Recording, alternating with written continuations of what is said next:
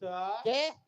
Bejo bejane wong tuwa niku yen iso mala keramake putrane menangi nggone ndauke putrane, Mas. Leres.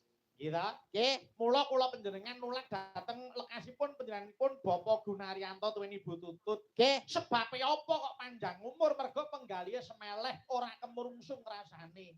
Leres. Aja to nampa rezeki paribasane nampa pacoban wae tetep disyukuri. Niku umate Gusti sing pancen hebat tenan Mas Yuda. Wah, saestu kok Mas Bayu. Hebat niku mboten kados Pak Carik.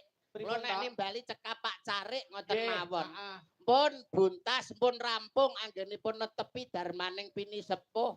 Wong kewajibane wong tuwa, darmane wong tuwa siji paring asma sing becik kanggo putrane, loro maringi ngilmu utawa nyekolahke, sing nomor 3 nikahke lamun wis dewasa.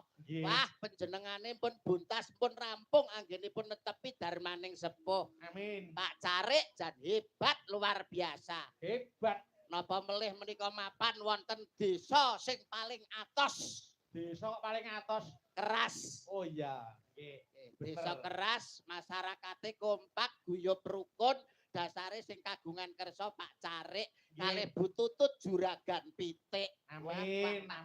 Nek kula kalih panjenengan ditanggap karo Bu Tutut juragan pitik wis ora ngentekno telek sak trek. Wah, diaturi kok.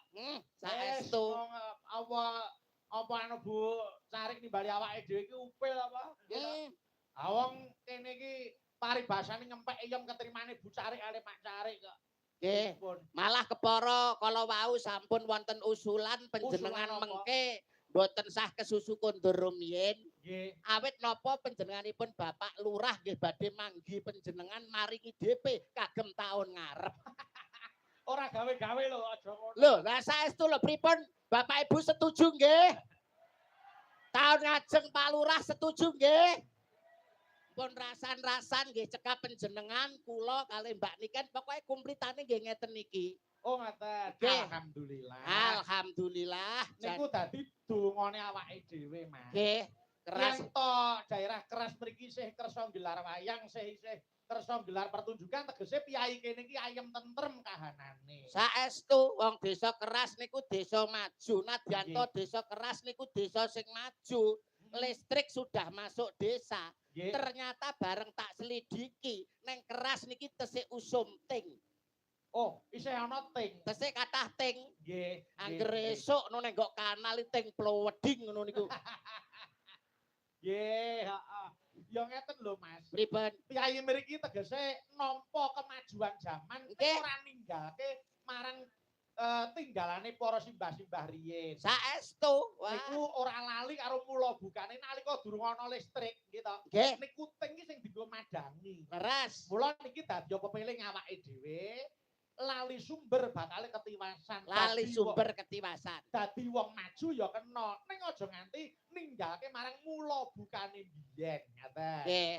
Ya contoh ya piyai kene wajan, Kyai Grapyak Semanak. Nadyan sore maudan semanten para pamirsa dalu menika sing ngancani awake dhewe nggih alhamdulillah isih akeh Mas Yuda. Mboten ngirangi guyub rukun lan tandha tresnane dumateng budaya nyatane sing kepareng rawuh sak menten kathahipun menika mratandhakaken bilih desa keras menika masyarakatipun guyub rukun ayem tentrem. Amin. Ning niku Mas Yuda. Nggih.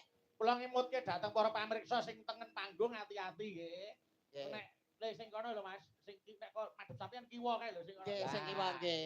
Ku nek gemujeng apa keplok ya hati-hati nek kepleset gak nyemplung kali. Nggih. Wah, jantenan kok. Malah sekeca lho Mas. Heeh, para napa mriku sederek-sederek dulur-dulur sing mirsani wayange malah penake. Lah piye penake? Masa enek ndelok wayang kok karo mancing barang. Iya.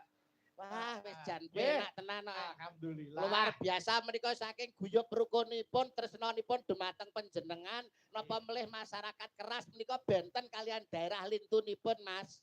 Napa bedane? Alah sok kala mongsone daerah liya niku sok seneng gegeran, sok seneng tawuran, tapi nek masyarakat mriki kondusif guyub rukun. Daerah liya karo tangga sok gak gelem nyopo, karo dulur sok gak gelem akur, tanggane tuku kulkas atine panas, tanggane tuku gelang atine